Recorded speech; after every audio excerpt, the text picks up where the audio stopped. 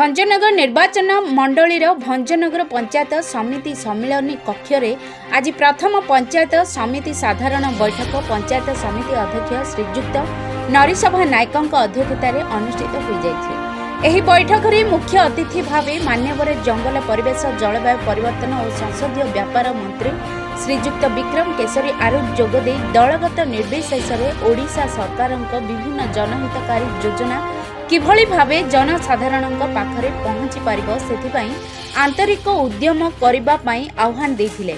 Bhanjanagar block अधीनस्थ ग्राम पंचायत मानक विभिन्न उन्नतिमूलक काम विषय आलोचना करबा सह भंजनगर ब्लॉक को एक सुदृढ़ और विकसित ब्लॉक रूपे किपरि परिणत करबा पाई मान्यवर मंत्री श्रीजुक्त आरूख समस्त सरपंच समिति सभ्य और जिला परिषद सदस्यांको उद्बोधन मध्य देथिले।